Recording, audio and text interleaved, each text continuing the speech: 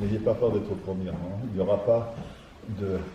Vous ne serez pas appelé à monter sur scène pour vous rouler dans la farine. On n'est jamais au premier rang et on a peur. Voilà, c'est ça. Il n'y a pas d'interrogation. Noël, tu restes derrière. Si, on va lui demander de chanter. Oh, ben alors là, vous n'avez pas idée. C'est karaoké, en fait. J'avais pas cette impression. J'avais l'impression que tu aimais bien être devant. Il manque des J'avais l'impression qu'ils comprennent. Ouais, Agnès. J'ai cherché un peu d'alcool. Deux. Oui, carrément. Ça commence bien. Oui. Pourquoi pas, hein. Pour ça, j'ai pas été limite. Marie, elle était la favorite.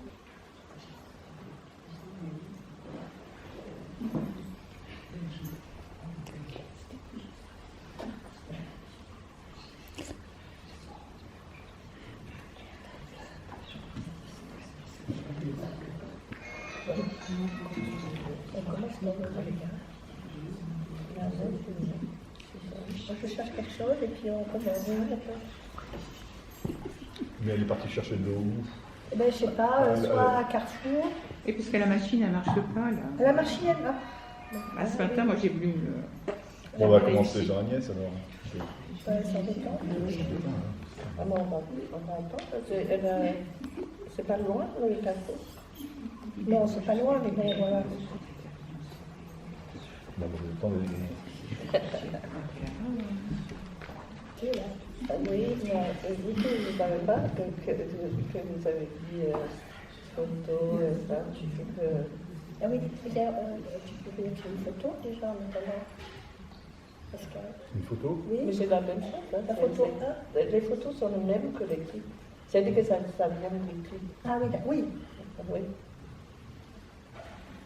Mais je veux dire que j'aurais pu faire des clips plus longs. Oui. Non, il faut venir voir le film. Je vais animer une après-midi autour de Images d'archives, quelle vérité avec un S. Et pour cela, nous avons invité Marie-Stéphane, réalisatrice, que moi j'ai le grand bonheur et honneur de recevoir ici parce que j'ai vu son documentaire. Et donc, voilà, Marie était la monteuse d'Éric Rohmer, oui, dans beaucoup de films. Oui. Hein, comme peut témoigner voilà. Personnes. Tu l'as accompagnée aussi dans la composition de musique? Un petit peu. Un peu, oui. Tu as eu un tout petit rôle dans L'Aviateur. Ah, pardon, oui. Tu as eu un tout petit rôle dans La femme de l'aviateur. Ah, oui. Oui, voilà. Et donc, ce que je disais, c'est que tu es réalisatrice. Merci. Oui. Et en fait, tu es ici pour présenter ton film ce soir au VO. Oui, dans le cadre de ces journées sur les archives familiales. Voilà. Et donc, le titre de ce film, c'est Palimpseste, une histoire, l'histoire d'un nom. Voilà. Donc, on va peut-être commencer par éclaircir ce mot qui est connu, mais je te laisse faire. Non, c'est toi. Qui est peu usité, en fait, hein, voilà, et qui est peut-être surprenant dans le titre d'un film. Voilà. En fait, c'est la deuxième fois que je... Oui, oui.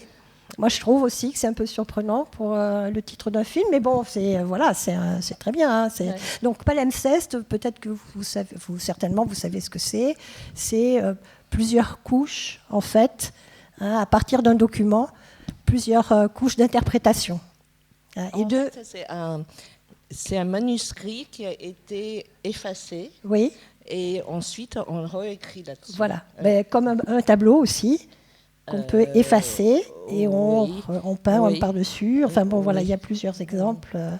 Et c'est surtout un texte, parce que aussi c'est l'histoire d'un texte, en fait. Oui. C'était surtout les rouleaux de... Comment dire, en fait, dans le temps égyptien. Les papyrus, oui. Voilà, oui, ça. D'accord. Les papyrus. Et donc, l'histoire d'un nom. En fait, c'est l'histoire du nom de ton père, que tu portes encore aujourd'hui, et l'histoire de tes parents. Oui.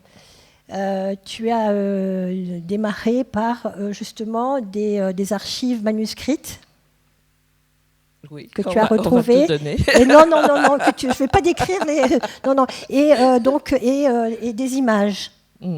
Donc, tu commences à suivre finalement ce déroulé d'archives surprenantes pour toi et qui vont donner l'histoire de tes parents. Oui. Alors, une histoire qui démarre en Chine et qui se termine en Chine. En passant par le Canada. En passant par le Canada, Voilà. la France, l'Australie, et quoi encore? Et Hong Kong. Hong Kong, oui. Oui. Bon. Je ne réponds pas oui ou non. Oui. Alors, pour en revenir à ce titre de image d'archive, quelle vérité avec un S, c'est vraiment le sujet de ton film. Oui, alors en fait, au départ, donc, je voulais faire un film sur l'histoire de mon nom, parce que c'est depuis toujours qu'on me demande pourquoi je m'appelle Steven et que ce n'est pas le nom de mon mari, ce n'est pas un nom que j'ai adopté quelque part, mais que c'est vraiment mon nom. Et c'est le nom de mon père et c'est le nom de ma mère. Et donc, finalement, j'ai décidé, il y a 20 ans, j'ai commencé à faire des recherches. J'ai toujours su que mon père il gardait des journaux, en fait, des journaux écrits, et que ces journaux-là, on ne savait vaguement quand on était petite que c'était, il y a un journal sur son bureau, c'est écrit dans le film, il y a un journal sur son bureau, très bien écrit, et il y a un journal dans son coffre en bas. Et le journal très bien écrit, c'était, en fait, ils avaient une société Une entreprise, oui. Entreprise de matériel de bâtiment. Oui. Et il avait des secrétaires qui recopiaient ces journaux écrits à la main et donc recopiés et qui posent sur le bureau. Et donc c'est à partir de là que je raconte son histoire comme il avait raconté dans son journal. Mais l'autre aspect, donc, c'est que qu'on savait aussi quand on était tout petite, qu'il filmait beaucoup, qu'il avait des kilomètres de films en 16 mm et en 8 mm, et c'est comme aujourd'hui qu'on filme des petits-enfants, et qu'on avait, même avant ma naissance, il commençait à filmer déjà. Et donc, en fait, c'est pas que j'ai hérité de tout ça, mais que ma sœur avait gardé tout ça. Et donc, à un certain moment, je commençais à rapatrier toutes ces bobines de films. Et donc, c'est un petit peu le sujet de notre enquête aujourd'hui. Et j'ai commencé. Et en fait, avec le début de ce projet, avec le début des fonds, on a fait digitaliser toutes les bobines. Et donc, en fait, il y avait au moins 30 heures de matière. Et plus les trucs de Plus les journaux. Qui a Oui. 100 volumes au moins. Oui, on le voit dans le ouais. film. Oui, oui. Voilà. Et ils ont des couleurs différentes. Oui, voilà. Celui qui est sur la couleur du journal qui est sur le bureau et la C'est couleur, noir, oui. voilà, c'est Et noir là, et c'est- l'autre, rouge. c'est rouge. Par quels moyens financiers aussi de production tu as pu numériser tous ces films? Alors, donc, il y a 4 ans à peu près qu'on a commencé. Bon, j'ai très souvent travaillé en montage avec une production qui s'appelle 24 images, qui se trouve au Mans. Et on a collaboré sur beaucoup de films, surtout des films que j'avais participé en Chine ou au Japon, etc. Tout ça, qui sont ensuite, je l'ai présenté à Farid Rezkala et son associé. En fait, c'est-à-dire que ensuite on continuait la production ici avec des moyens, avec les prestations les meilleures prestations, surtout sur le son et les images. Et donc, il produit beaucoup d'autres films aussi. Et à un certain moment, donc il y a 4 ans, pendant le confinement, son associée Annie Ohio, qu'elle avait demandé si on venait de finir un film japonais, en fait, pour Arte. Et elle avait demandé, mais tu n'as pas un projet ready to go, donc on serait très content de te produire. Et j'avais voulu faire un court-métrage de fiction japonais. Je ouvre l'ordinateur et il y avait ce truc qui était toujours là. C'est-à-dire, donc il y a 4 ans, mais c'est qu'il y a 16 ans, j'avais commencé à faire les recherches. Donc je dis, mais pourquoi pas? Et un certain... Donc ensuite, on a eu les fonds de développement, CNC, etc., tout ça. Et une des premières choses qu'on a fait, c'était de faire digitaliser ces bobines. Ces bobines que j'avais déjà rapatriées en France chaque fois que je vais au Canada chez ma sœur. Ah, donc tu avais rapatrié toutes tes bobines, certaines bobines. Pendant 15 ans, enfin 10 ans, Pendant, 15 oui, ans. oui, oui. Parce qu'elle ne savait pas quoi en faire. Ouais, bobine par bobine, en fait. À chaque fois dans ton sac. Et boîte de cahiers par boîte de cahiers. Et des petites... des cahiers, c'était surtout après quand j'ai commencé le film qu'on a rapatrié des volumes de journaux. Ouais. Oui, et donc pour en revenir aux images, on voit à travers les documents que tu donnes et que ton père a filmés, la société chinoise et hongkongaise de l'époque, et on voit également le couple évoluer à travers les années. Oui, voilà, c'est ça qui était incroyable, parce que en fait, donc je retrouvais les bobines. La première bobine, c'était en 8 mm et c'était marqué 1949. Et malheureusement, quand j'ai ouvert la bobine, la boîte, c'était en miettes, quoi. Ça sentait très mauvais et tout. Ouais. Comme quoi, il faut suivre les conseils de l'archiviste de Justine Berlier. Oui, j'ai même amené la bobine à ce labo et mais rien à faire, c'était vraiment en morceaux. Et donc en fait, ensuite on a les autres bobines commencées 1950 jusqu'à 62, je pense. Et il y avait donc la grande partie, on a fait digitaliser à une boîte dont j'ai oublié le nom, à Charenton, qui ont fait un travail incroyable, vraiment incroyable.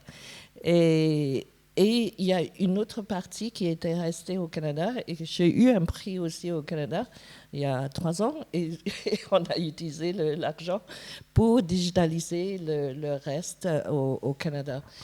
Mais je voulais expliquer que les bobines qu'on a fait digitaliser ici, en fait toutes les bobines, ils sont d'un truc qui s'appelle le Cinecolor, qu'on voit dans le film.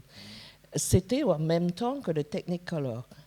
Et Cinécolor ne durait que, je crois, que 2-3 ans, et ensuite je sais pas, ils ont fait faillite. Mais c'est les couleurs de Technicolor. Et donc, c'est ça qui était incroyable, et que c'est surtout que, en fait, mon père, j'imagine qu'il n'a pas ouvert ces boîtes-là très souvent. Donc, ça n'a pas été abîmé en projetant quelque part. Mais en même temps, quand on ouvre la boîte, on voit des petits papiers comme quoi que c'était examiné telle date. Tous les quelques années, j'imagine qu'il fait,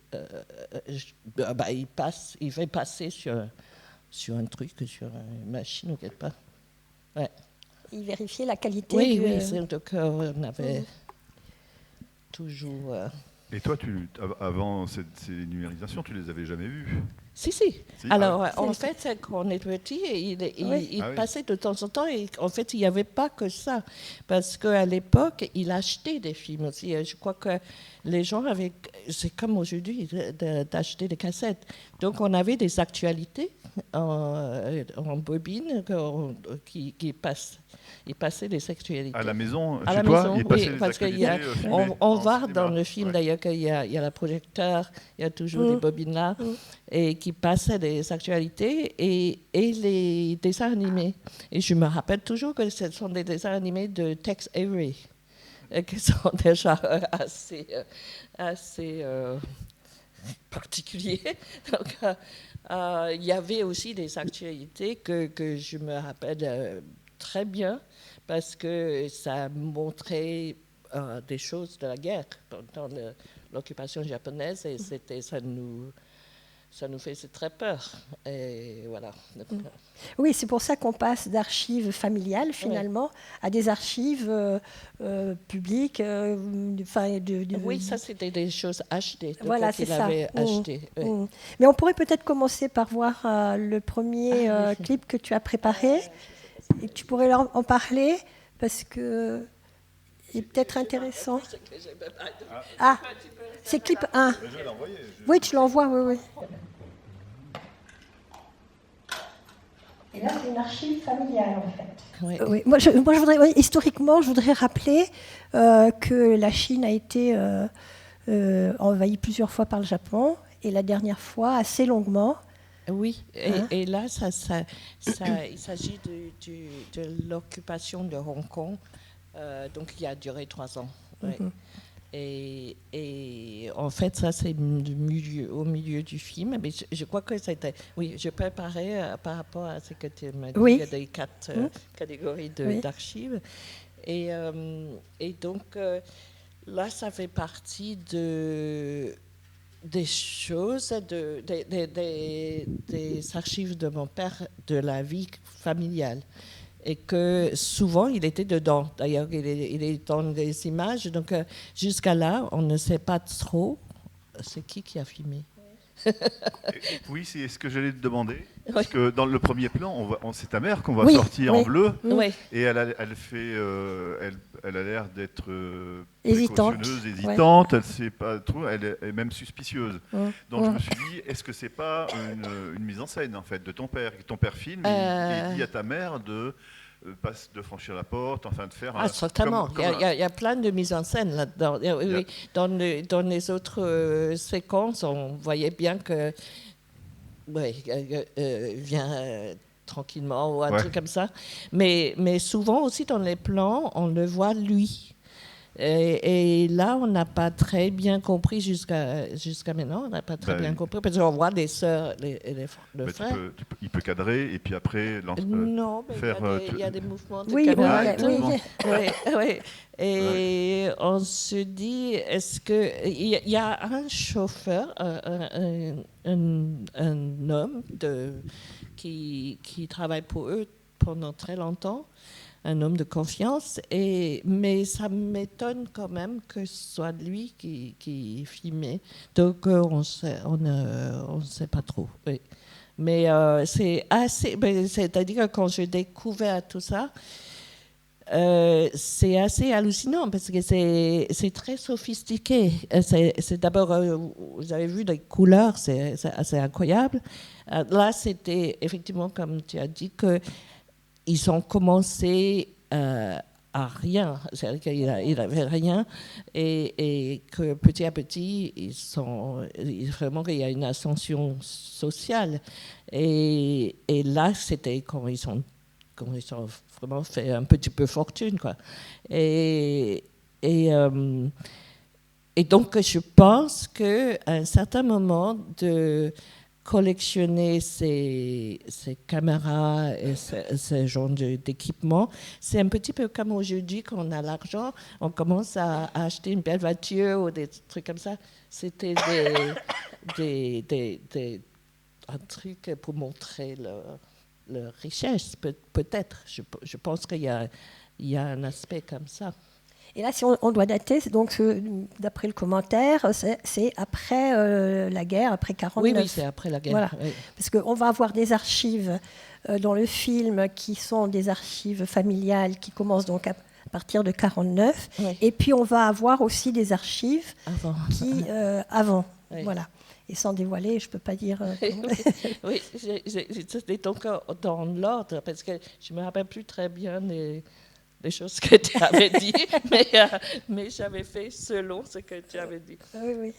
Donc, oui, parce que j'avais trouvé, il y avait trois couches d'archives, les archives de fonds privés, on dirait, puisque ce matin, c'est ce qu'on en disait. Et puis ensuite, des archives publiques qui ont été tournées comme ça par des gens. Ils prennent les rues, les paysages, etc. Et puis après, il y a les archives historiques. C'est-à-dire que c'est là où on voit des images de l'occupation japonaise, enfin, bon, etc. Et puis, dernière couche d'archives. Oui, qu'on ne va pas donner trop de secrets. Non, le non, quatrième, non. on va parler à la fin. Elle ne veut pas que j'en parle. À la fin. Oui. Et donc, on va passer au deuxième. Oui. Oui, un passage très joli parce qu'on a justement ce mélange d'archives. On voit les rues à Hong Kong. Oui. Et puis ensuite, on voit. Donc la voix, c'est ton père qui raconte ou c'est qui est-ce qui raconte là, Ça, bien sûr que c'est pas mon père, mais non. Je veux dire, c'est le journal de mon père. D'accord, voilà, c'est ça. Ça vient du journal de mon père quand il avait raconté leur rencontre avec ma mère. Mm-hmm. Et donc, j'ai fait lire à un acteur. Mm-hmm. Et ce qui est intéressant là, c'est que, donc en revenant à l'histoire de la production, donc à ce moment-là, après le développement, on a eu Arte, la Lucane, donc ensuite on a vraiment commencé par des tournages en fait à Hong Kong et au Canada et dans le sud de la France, mais que finalement, comme je t'avais expliqué, quand on a vu des images d'archives, c'était les images d'archives de mon père surtout étaient beaucoup plus fortes que ce qu'on a tourné en contemporain. Donc c'était finalement, le film est beaucoup plus fait d'archives que des choses qu'on avait tournées.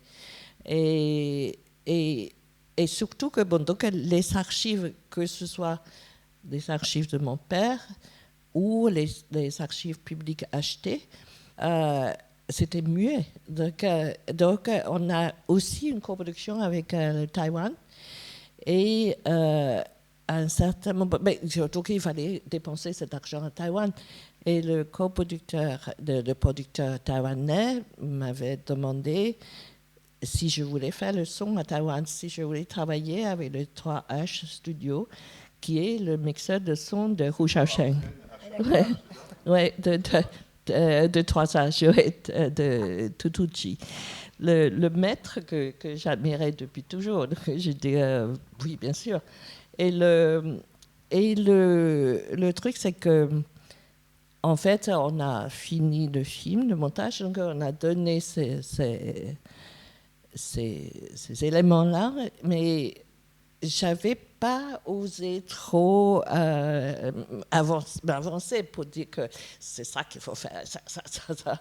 Et donc j'avais dit que en fait tous les archives sont muets. Je ne sais pas trop ce qu'il faut faire.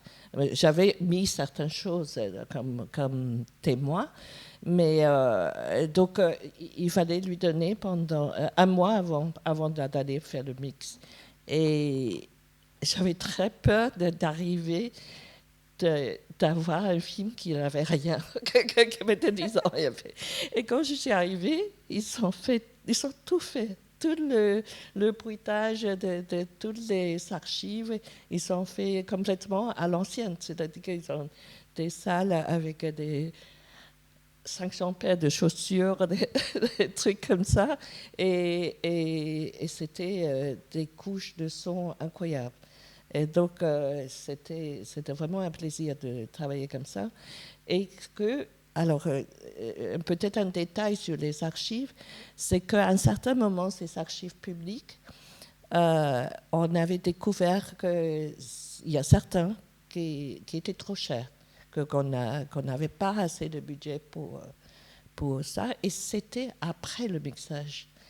Donc, c'était quand même très gênant dans le sens que vraiment que cette équipe qui ont bruité ces scènes-là selon l'archive qu'on avait utilisée. Donc, vraiment, c'est cette scène-là particulièrement. Il fallait que vraiment que je retrouve certaines choses, peut-être même les photos qu'il avait, ces éléments de ce qu'ils ont déjà bruité. Par exemple, la photo de l'immeuble qui est un peu jaune, que quand ça descend, on voit un tramway. Parce que dans le son, on a déjà le bruit de tramway. Donc, il fallait vraiment faire ce travail de ne pas nuire au travail qu'ils ont déjà fait, quoi.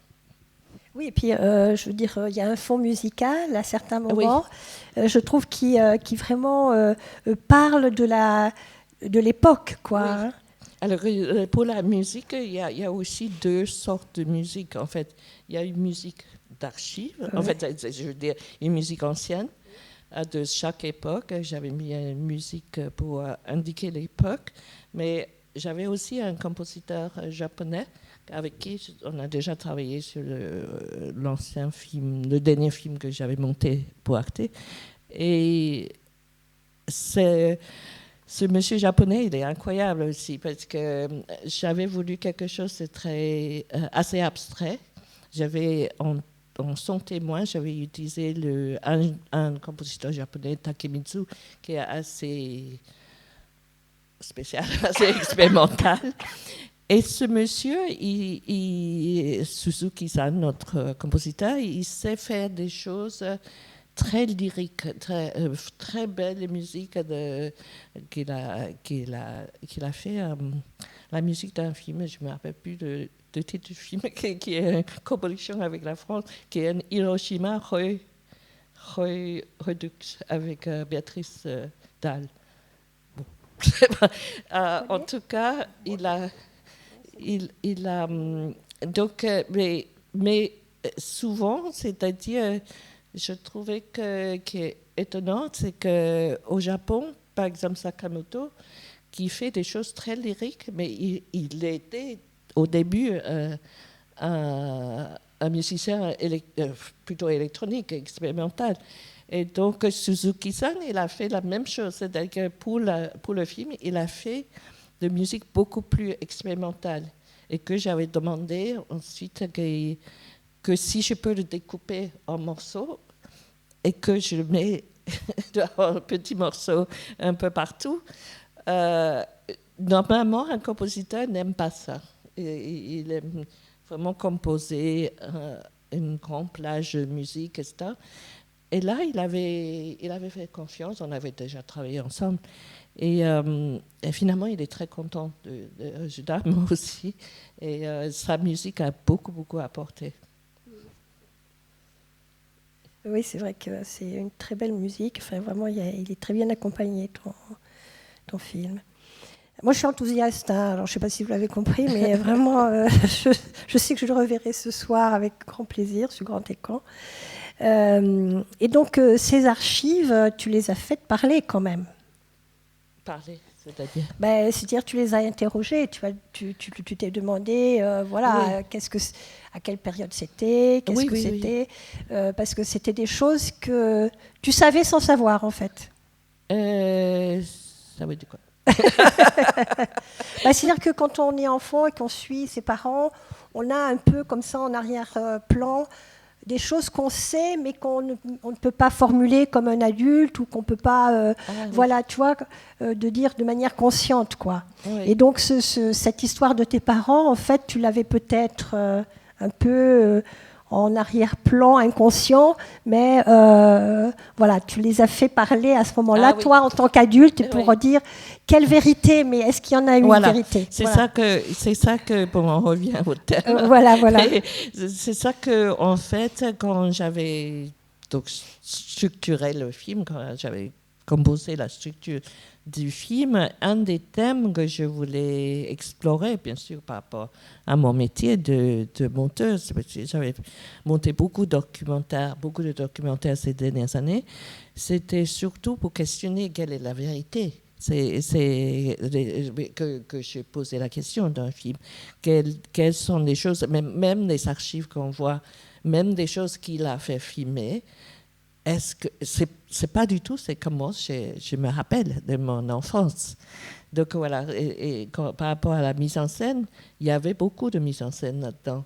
Il y a certaines vérités, mais il y a certaines choses que je me rappelle d'avoir vues dans mon enfance, comme des banquets, des balades, tout ça, mais l'ambiance n'était pas ça. Et donc, c'était vraiment une exploration ou un questionnement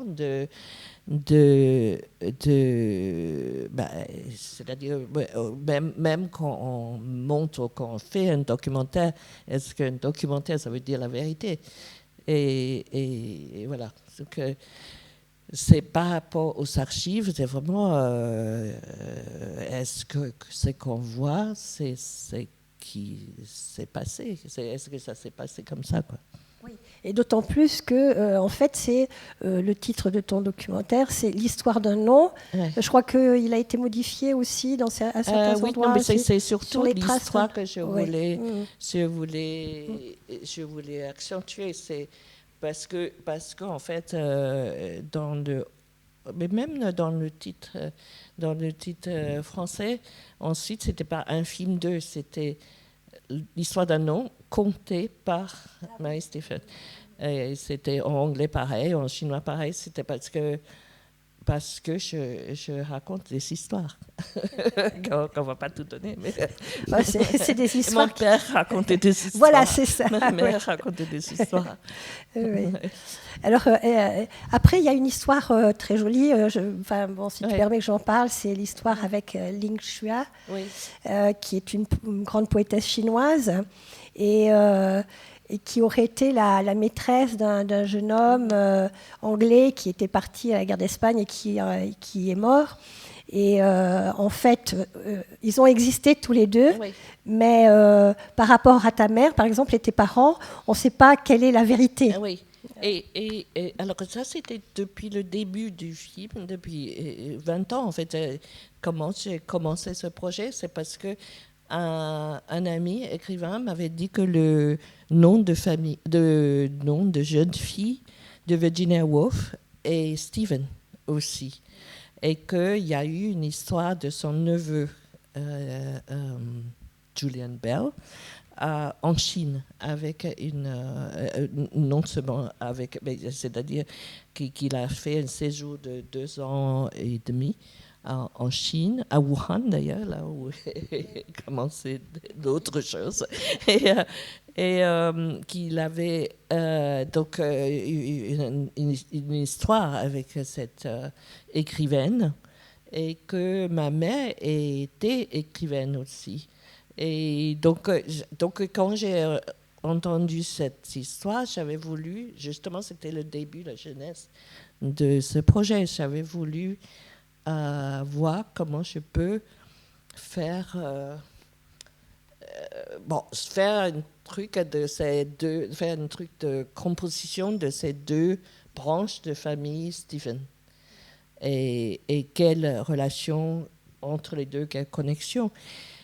Et je dois dire que pendant le montage, en fait, jusqu'à presque la dernière semaine, je découvre encore des choses. Et il y a beaucoup de choses que j'ai découvertes, effectivement. Donc, quand on voit le film, il y a ce questionnement sur quelle est la vérité, quelles sont des choses fabriquées, quelles sont des choses mises en scène, et comment on distingue entre les deux. Mais en même temps, j'ai découvert effectivement des choses qui sont plus incroyables que la fiction, quoi. Et on peut peut-être passer le clip suivant, 3. Vous savez que Virginia Woolf faisait partie d'un groupe d'écrivains et de poètes qui s'appelait le Bloomsbury. Et donc ce jeune homme, en fait, était le neveu de Virginia Woolf. Mais il avait un frère qui était mort, ou non, mais avant, il y a eu quelqu'un, il s'appelait Tolby, c'était un membre de la famille qui est décédé. Et voilà, c'est ça. Et Virginia Woolf et sa sœur ont eu le pressentiment, quand Julian Bell est parti, qu'il allait mourir, quoi. Hein. C'était destiné aussi, comme ça, au milieu de ce maelstrom de choses, d'archives vraies ou pas vraies. Enfin bon, voilà, c'est une vérité, quoi. Hein. Et donc c'est troublant. Enfin, moi, j'ai trouvé ça très troublant. Voilà, on va regarder. Voilà, alors moi, c'est ce que j'appelle les archives historiques, hein, donc qui mettent en scène cette occupation japonaise. Oui. Hein, et les conséquences que ça a, voilà, qui documente les conséquences sur la population chinoise et hongkongaise. Oui. Oui. Voilà. On est d'accord. Oui. Donc oui, il y avait cet aspect-là qui sont des. On peut dire aussi que ce sont des archives publiques, mais en même temps c'est historique et donc il fallait acheter, et donc aussi il y a un tri de prix. Et on était assez chanceux d'avoir eu, j'ai pu utiliser ce que j'avais voulu. Et ces images, elles datent de quand alors Là, c'est des années 30. Les années 30, voilà, c'est ça. Ouais. Oui. Parce que tu dis que c'est fin 30 et début 40. Oui, parce que tu dis que l'invasion japonaise a duré 3 ans à Hong Kong, mais elle a duré beaucoup plus. Mais ça, c'est la Chine. Ah oui, c'est en Chine. C'est en Mandchourie, alors. Oui, c'est beaucoup plus haut. C'est beaucoup. C'est plus haut. Ça vient de savoir, quoi. C'est-à-dire qu'il y avait plein d'invasions. Oui. C'était l'époque où. Bon, on y revient peut-être, hein, d'ailleurs. Bon, l'autre. Alors, l'autre, attendez, il faudrait que j'explique d'abord. L'autre, le dernier, c'est un petit peu alors, c'est un mélange entre public et privé. Et vous allez voir pourquoi. C'est très court. En fait, c'est une fête à Hong Kong, un garden party à la résidence du gouverneur pendant la visite de Prince Philippe. Et donc, au début, on voyait la voiture de Prince Philippe passer. Ça, c'est vraiment un archive de mon père qui avait filmé devant leur magasin. Et qu'on voyait, en fait, juste avant, on voyait ma mère avec ses enfants et qu'il y a Prince Philippe qui passait. Ensuite, il se prépare pour aller à ce garden party. On voit qu'il sort de la maison et la voiture s'en va. Et ensuite, c'est des archives publiques, en fait. Bizarrement, j'ai trouvé Pathé Images en Angleterre la même garden party que les photos des photos ensuite que j'avais montrées. C'est vraiment des photos de mes parents à cette réception. Et c'est exactement le même événement. Et donc, j'avais trouvé des trucs avec Prince Philippe, avec ses invités et tout ça. Mais ensuite, les photos de mes parents étaient juste devant. Donc, en fait, c'était le même truc. Alors, ça, c'était comme ça jusqu'à la dernière semaine de montage, même après le mixage, quoi. Je revisitais les archives, je re-rentré dans Internet et qu'est-ce que je vois? La même garden party dans le pâté image où il y a ce petit clip qu'on voit ma mère qui est entrée dans la réception avec la même robe et tout ça. Et ça, c'est public, en fait.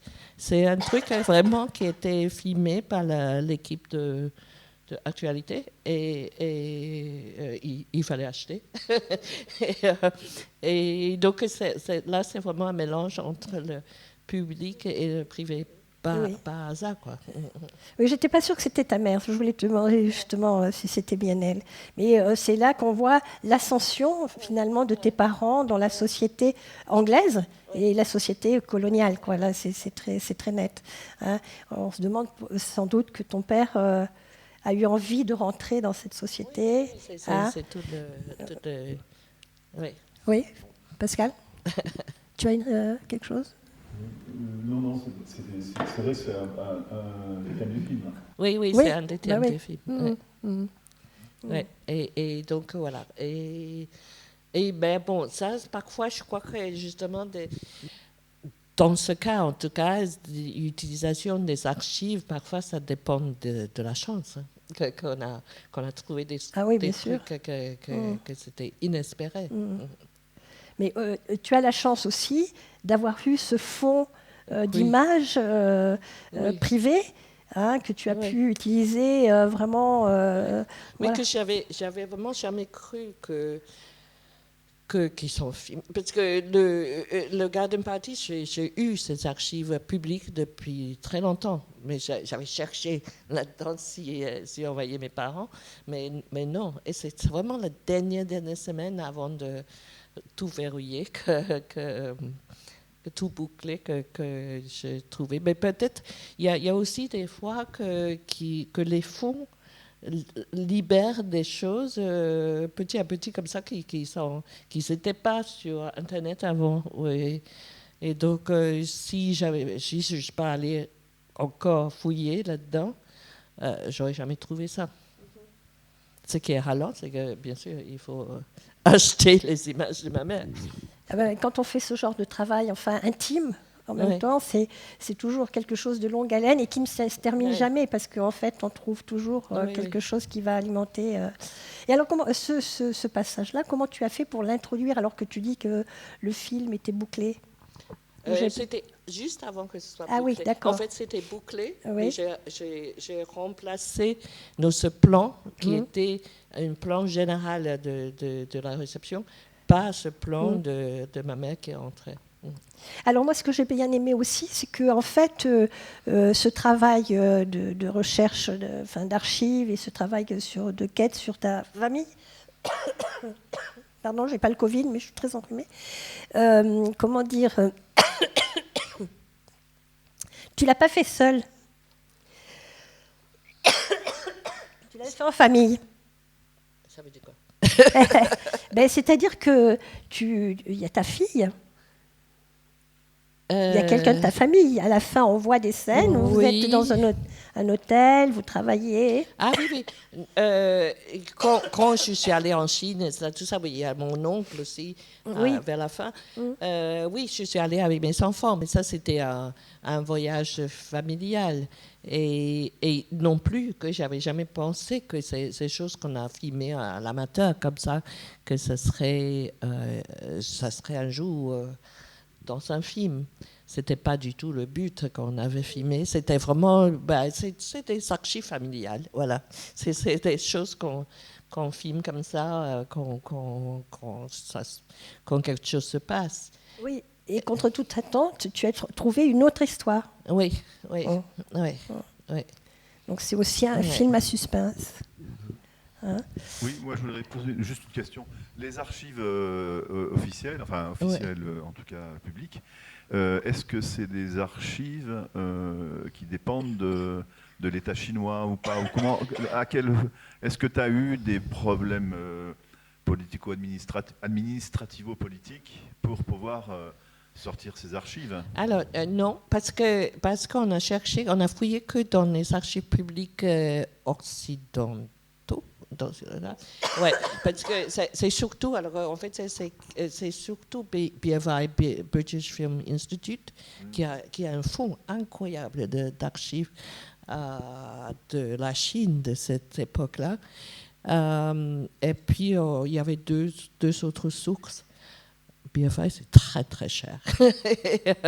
et il y a deux autres sources. Donc non, on n'a pas eu de problème de ça. On n'a jamais approché, on n'a jamais fait des recherches en Chine pour ça, parce que ça serait assez difficile, ça serait presque impossible.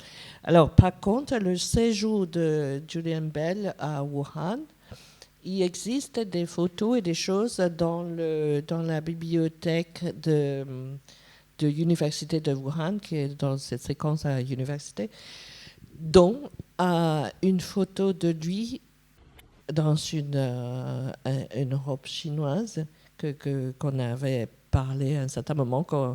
Dans le film, il y a la voix de Virginia qui dit qu'il est revenu de la Chine, qu'il avait cette robe magnifique en violette, en couleur violette.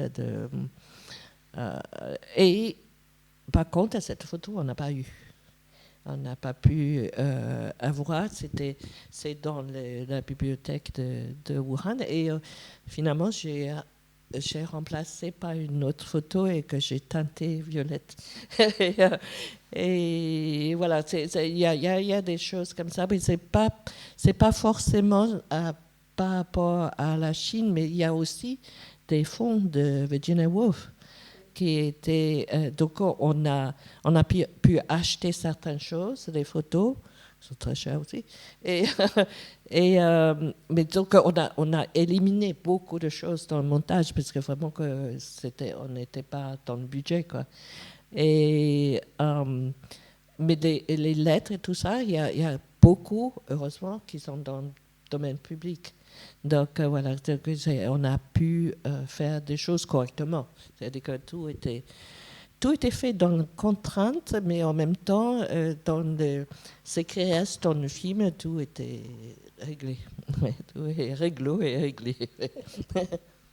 Alors moi, j'ai peut-être une dernière question. C'est après on laissera peut-être dans le public passer le micro.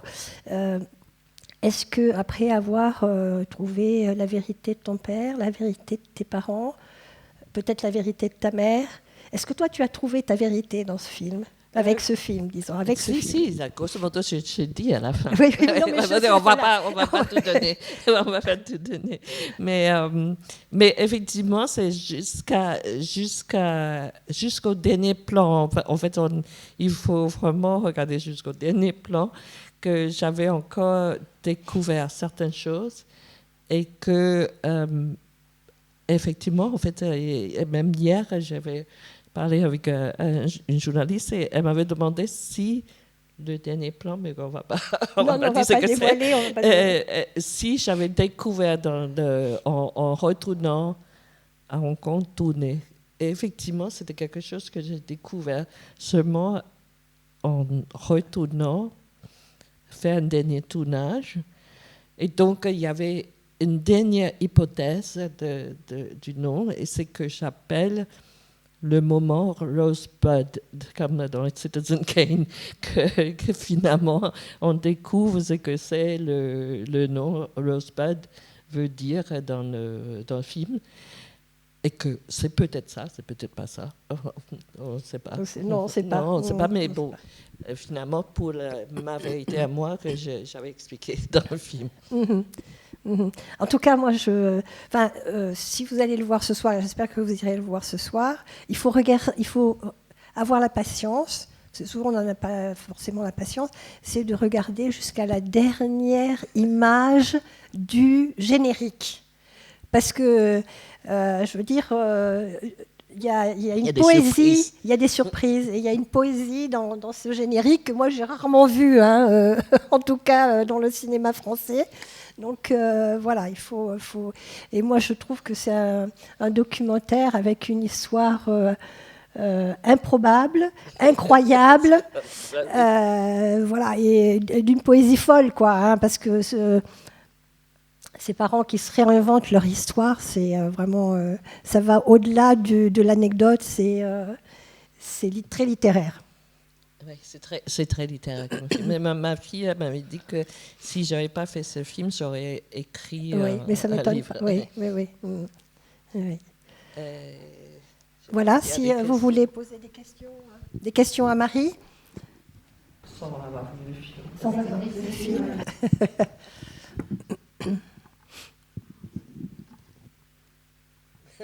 Bon, il n'y a pas de mouche, hein, pourtant.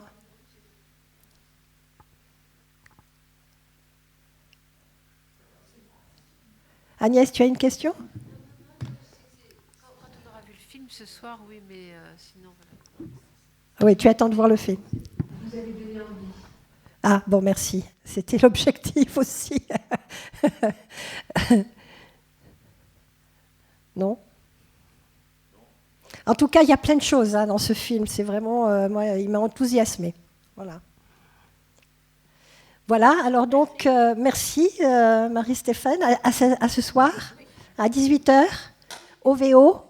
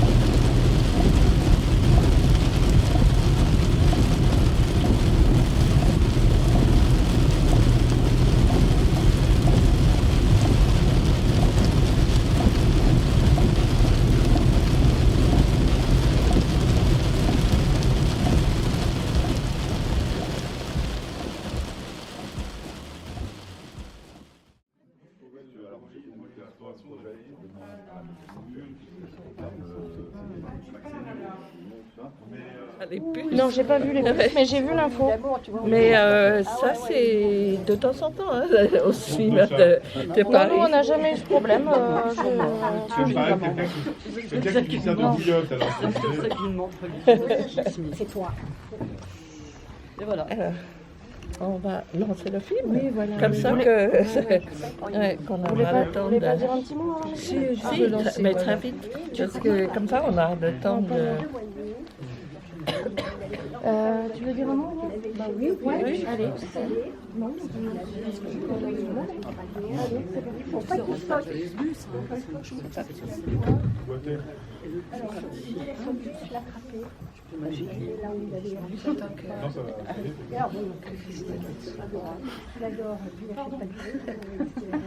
Bon, eh bien, merci à vous d'avoir bravé le déluge. Je pense qu'on va rester... Oui, c'est terrible. Voilà, on sort d'une matinée et d'une après-midi autour des archives avec beaucoup de partenaires de la Nouvelle-Aquitaine, l'ALCA, la région, la Cinémathèque de la Nouvelle-Aquitaine, où on a pu dresser ensemble à la fois les perspectives pour les archives, les perspectives aussi de leur valorisation en partenariat, où on a vu aussi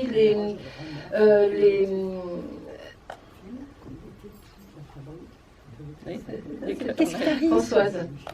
Où on a vu aussi les passerelles possibles d'une maison à une autre. Alors, on avait entre autres invité la maison de François Méchin. Et l'après-midi, donc il était question de travailler sur comment on lit une image et quelle objectivité on a en lisant une image. Et donc il était question de ton film. Voilà, Palimpseste, l'histoire d'un nom, qu'on va voir maintenant. Et voilà, alors Marie-Stéphane, juste pour vous dire, Marie-Stéphane, elle est réalisatrice, c'est une collaboratrice d'Éric Rohmer, elle a été sa monteuse, tu as écrit de la musique avec lui. Très peu. Mais... que vous avez signé tous les deux. Voilà. Et voilà, donc tu es une collaboratrice très proche d'Éric Rohmer. Et je te passe la parole pour que tu nous dises 2 mots sur ce film. Oui, oui. On a voulu montrer ce film. En fait, je vais dire très peu de choses, comme ça qu'on peut lancer le film et le temps de discuter après. Voilà, c'est un film qui est en France, coproduit par 24 Images et Arte. Et on a une production à Hong Kong et une production à Taïwan, vous allez voir pourquoi. Et en fait, c'était un film qui est fait pas vraiment pour ni les festivals, ni les salles, parce que vous allez voir aussi que c'était construit comme une conversation intime avec chacun de vous. Et que c'est moi qui est en train de vous raconter l'histoire de mes parents et de ce nom. Et donc, voilà, donc oui, il faut le voir comme ça. C'est très long. Et, donc, je vais vous voir après. Merci.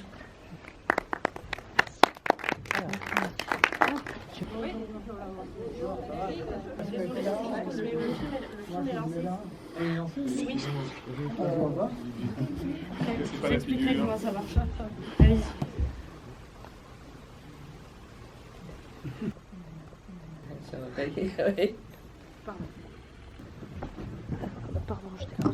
Merci.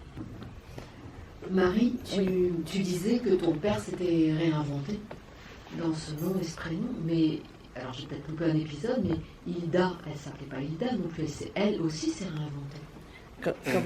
Comment je n'ai pas compris la question. Ton père, oui. Il a pris le nom de Henri Stéphane. Oui. Ta mère, elle apparaît dans le film sous le nom de Hilda. Oui. Mais c'est pas son nom de naissance ni de son nom d'origine. Elle aussi, elle a changé de nom. Elle aussi, elle a changé d'histoire. Oui, elle a changé. Elle a pris, bien sûr, le nom de Stephen. Hilda, je ne sais pas quand elle a pris ce nom. En fait, je n'ai pas fait l'enquête sur le côté Hilda.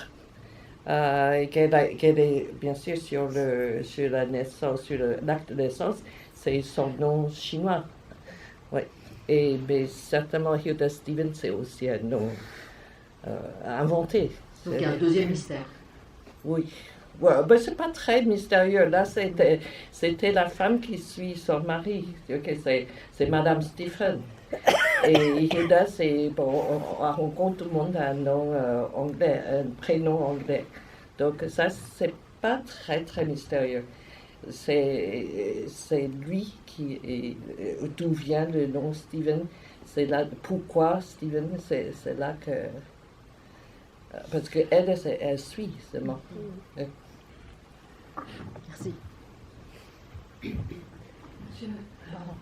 voulais savoir, est-ce que c'est si facile que ça, administrativement parlant, de changer de nom Non, justement, c'est là le mystère, parce que, bon, il y avait cette histoire de cet article dans la presse à un certain moment qu'on voit sur la mer, sur la plage, que j'ai mis une petite histoire qui est vraie. C'est-à-dire qu'il y avait cette coupure de presse dans son journal, comme quoi que le garçon Chan est dépressif, probablement il s'est mis fin à ses jours, et que son ami qui sort de nulle part est très inquiet pour lui. Donc tout d'un coup, il y a le Chan qui a disparu et l'autre qui commence. Mais administrativement, je ne sais pas comment ils ont fait. On n'a jamais trouvé des actes de naissance ou des choses comme ça, mais probablement pendant la guerre, juste après la guerre. Oui. Donc tout le monde a perdu les papiers et tout ça. Donc ils sont... Mais il y avait un état civil. Hein. Oui, non, oui. Mais justement, il n'y avait pas. Et cela dit qu'ensuite, ensuite, quand il y a de nouveau des papiers, tous les papiers étaient en Steven, comme on avait vu. Ouais. Il n'y avait jamais rien au nom de Chan.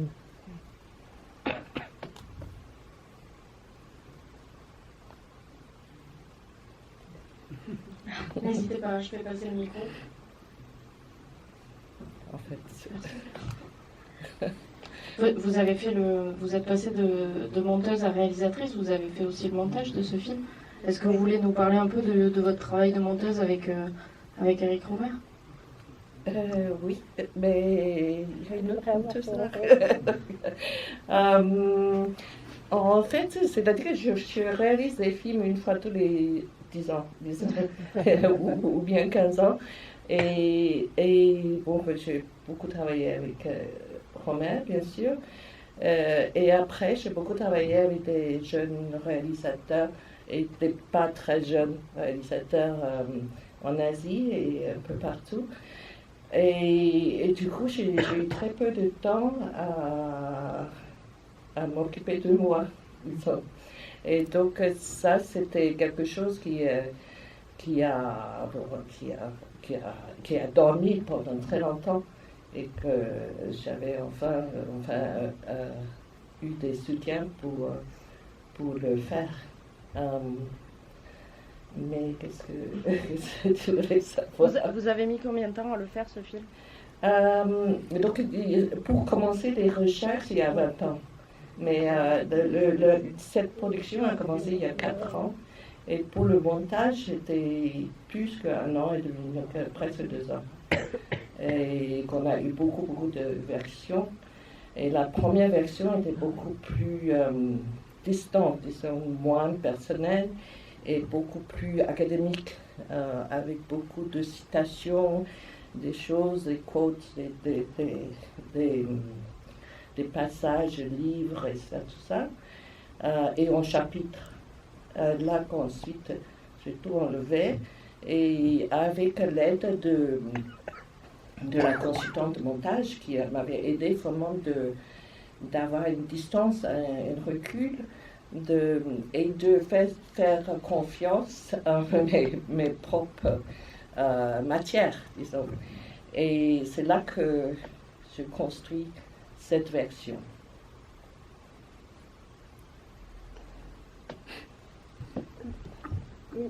Marie, au niveau de la fratrie, donc tu as des sœurs aînées, plus âgées que toi, et puis il y a 3 enfants qui restent, donc ton frère et ta sœur.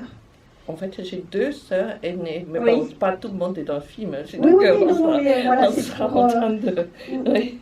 Et donc, tu dédicaces ton film à ton frère. Oui. Donc, comment quelque part, c'était l'héritier de ce nom de Stéphane. Et il lui arrivait quoi, si je peux poser la question comme ça? Qu'il ne voulait pas ce nom. C'est-à-dire qu'il sait bien que c'était un nom inventé, mais il rejetait ce nom parce que il ne comprenait pas. C'était comme si c'était un truc qui était un fardeau. Mes sœurs, toutes les 3 sœurs, ma petite sœur et les 2 aînées, ça ne fait rien du tout. Mais pour lui, c'était un fardeau. Donc, peut-être c'était le fils, le fils Stephen, et qu'il sentait très fortement qu'il ne comprenait pas pourquoi c'est un Stephen. En fait, toute sa vie, il a essayé de prouver qu'il n'était pas un Stephen. Oui. Il sentit une usurpation finalement, quelque chose qui n'était pas de l'ordre de la vérité, quoi. Et on lui donnait une personnalité, un rôle qu'il n'avait pas, profondément, quoi. Oui. C'était pas... Oui, en fait, c'est-à-dire il a beaucoup essayé d'analyser un petit peu le caractère de mon père, pourquoi il a fait ça, est-ce que c'était quelqu'un qui croyait à ce qu'il a inventé, tout ça, il y a beaucoup de trucs plein de différentes versions d'analyse, mais ce qui m'intéressait, c'était pas de faire un truc. Oui, voilà. Et c'était juste c'est-à-dire que l'obsession sur certaines choses dans notre famille, dans notre histoire de famille, où est-ce que ça mène? C'est-à-dire, est-ce qu'à un certain moment, on ne va pas comprendre que tout est à réinventer de toute façon, selon ce que nous, on veut. Et tu emploies le mot affabulateur. Comment? Tu emploies le mot affabulateur. Oui. Dans les sous-titres. Oui. Alors, Françoise. On parlait de tes enfants et de leur père. Je lui expliquais que tu avais des jumeaux. Oui, elle est en train d'expliquer le tout. Oui. J'ai un problème. Et eux, tes enfants, donc tes deux garçons qui sont jumeaux, et ta fille, Julie, pour eux c'est important de t'avoir accompagné et de transmettre cette histoire. Tu l'as fait aussi pour eux, parce que tu les mets, toi, quand tu les emmènes. Oui, en fait, c'était pas pour eux au début, c'était vraiment une histoire que je voulais m'amuser avec cette histoire. Et ensuite, alors, il y a beaucoup de choses, comme j'avais dit cet après-midi, il y a beaucoup de choses que j'ai découvert ou qui se passaient pendant que j'avais commencé ça et que je faisais le montage. Par exemple, l'histoire de Julian Bell et cette écrivaine qui avait ses derniers rendez-vous à Hong Kong, c'était ce que j'avais vraiment découvert en faisant des recherches à la fin de ces 4 ans, pas à la toute fin, mais donc qui m'a fait qu'en fait certaines choses sont des coïncidences, que c'est plus ça m'arrangeait bien, disons. Et l'histoire de Julie qui a changé son nom. Oui, à la fin, Julie. Alors, elle est allée à la mairie pendant que j'ai monté le film. Elle est allée à la mairie, elle a changé son nom en Stephen. Elle a enlevé le chain. Elle a mis Stephen. Elle a vraiment enregistré le nom Stephen à la mairie pour qu'elle puisse donner ce nom à son fils. Ne sachant pas que je voulais m'en débarrasser de ce nom. Et donc finalement, là, il y a une autre génération. Elle a réalisé le vœu des parents, de tes parents, qui voulaient transmettre. Oui, eux, ils ont voulu faire un nouveau clan, complètement. C'est Julie qui en reprenance. Oui, sans savoir que j'étais trop contente qu'il n'y a plus de Stephen. Et voilà. Donc en fait, là maintenant, il y a un nouveau petit Stephen. Écoute, c'est très très émouvant.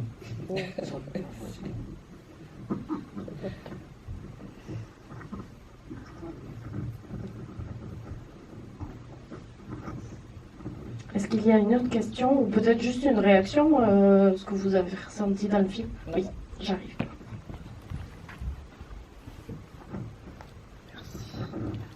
Donc merci pour ton film, j'ai vraiment été captivé du début à la fin.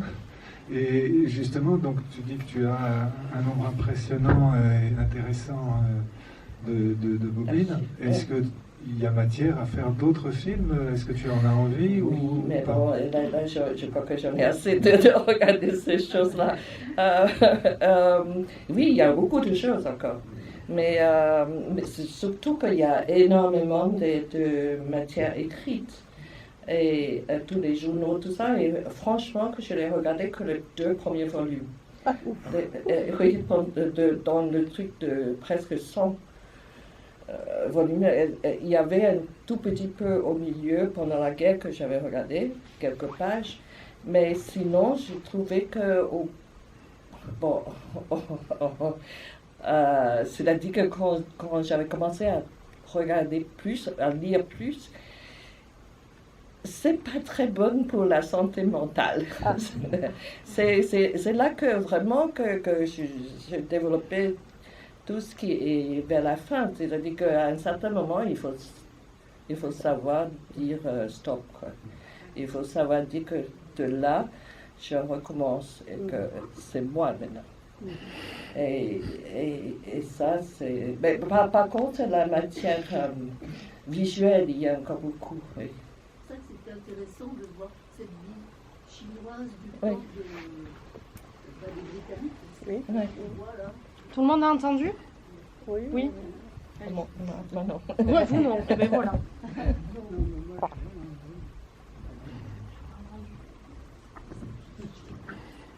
Oui, pour moi, indépendamment de l'histoire elle-même, moi j'ai été vraiment très intéressée par toute cette vie chinoise qui vivait avec l'Empire britannique qui était dessus. Et ça, c'est...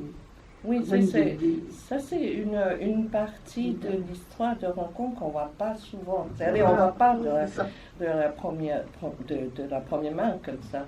Que c'est vraiment la vie à Hong Kong, c'est vraiment la vie coloniale des années, ça. Et toutes ces choses-là des voitures, là, des trucs avec les beautés et les voitures. Là, c'était incroyable quand j'ai vu ça. Je me suis dit il fallait vraiment que je garde cette séquence. Ouais. C'est peut-être un peu, je crois que c'est-à-dire que là, je ne voulais pas faire un truc didactique. Je ne voulais pas parler, justement, je ne voulais pas être académique, de faire une dissertation sur la vie coloniale, machin, un truc, mais je voulais que les images parlent. Voilà.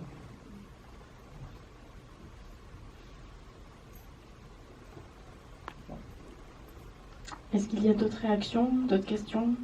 Après, on peut continuer cette discussion dans le hall du cinéma, c'est tout à fait possible. Puisqu'on a une autre séance à 20h30. Oui.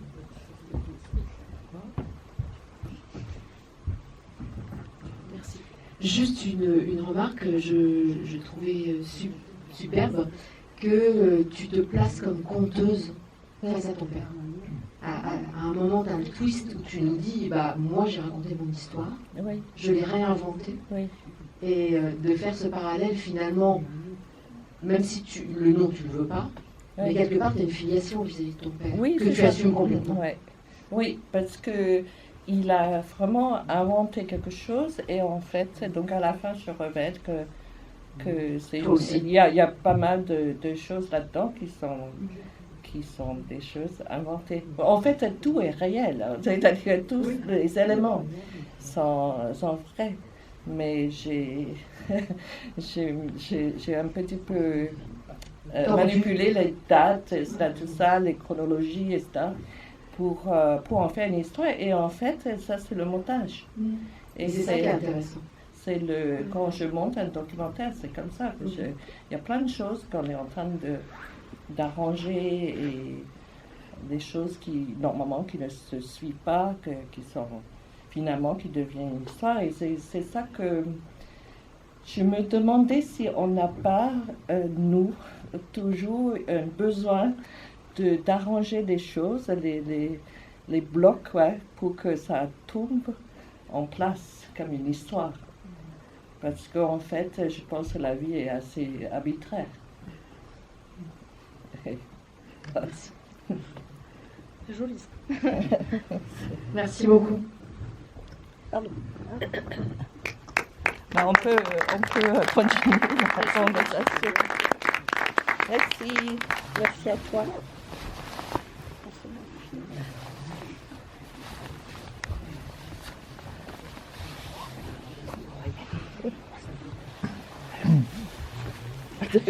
Encore merci. Tu as découvert autre chose. Non, la musique, moi je trouve qu'elle est formidable. Finalement, ce que tu dis qu'on raconte notre propre histoire, ça a à voir avec le montage. Mais oui, exactement. On va assembler notre histoire. Mais c'est vrai que la dimension sur le film britannique, c'est fascinant. Je ne connaissais pas du tout cet aspect. Enfin, je savais que ça existait, mais on ne voit pas tellement d'images. C'est vraiment des images extraordinaires. Et puis ce truc sur le fait d'aller voir que les films américains. Oui, aussi, c'est génial. Oui, parce que c'est vraiment des trucs de film. Oui, oui, c'est un truc voilà. de distinction. On va pas voir de distinction bourdieusienne, oui. Et là, sur le concours d'élégance, la femme qui... Hilde, c'est la dernière femme qui défile, c'est ça, non?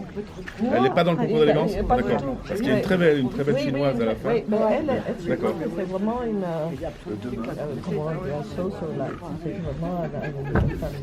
D'accord, ah oui, c'est ça. C'est un idéal de distinction, quoi. Moi, je considère que mes parents sont vraiment des gens. Toute la psychologie qui vient de cette classe-là. Oui. Et puis en plus, vous êtes au Canada, c'est encore autre chose. Non, on va avoir quelqu'un à faire là-dessus, sur le Canada. Ce que je voulais te demander, Marie, bon, attendez. Tout le côté Bloomsbury et l'histoire de Stephen. La casquette, c'est sa casquette, oui, l'histoire. Mieux que dans le film de Ferrara. Oui, le lien finalement. Mais c'est pour ça que... Deux monteuses de Romer. Voilà. Et à la fin que... La première et la dernière. Je connais pas l'histoire de... Ah oui, merci. Attention à l'oublier. C'est pas toi qui me l'as offert pourtant. Non, pas ça. Tu m'en as offert une autre, ça va? Bonjour. Oui. Mais on se voit bientôt le 21. Moi là je rentre et je reviens plus. Donc je repars à Paris. Ah, tu rentres à Paris? Bah oui, toi t'arrives à la dernière minute, elle s'étonne. Ben oui, mais je pouvais pas venir avant. Bah oui, on a raté notre film, nos interventions ce matin. Bah oui, je sais. Bah non, c'est comme ça. C'était filmé. Bien sûr, par Gérard. C'est par Gérard qui filme tout. Qui a envoyé Gérard? Qui a envoyé Gérard? Elle a bien eu raison. C'est une bonne idée. Il aurait dû être là. Oui, je pense que ça. Alors après, il faut que je fasse une balance. Tu vas continuer, je ne sais pas à quelle heure il va. Continue à... Là, c'est des carnets filmés, hein. Ça, c'est mon journal. Hein. D'accord.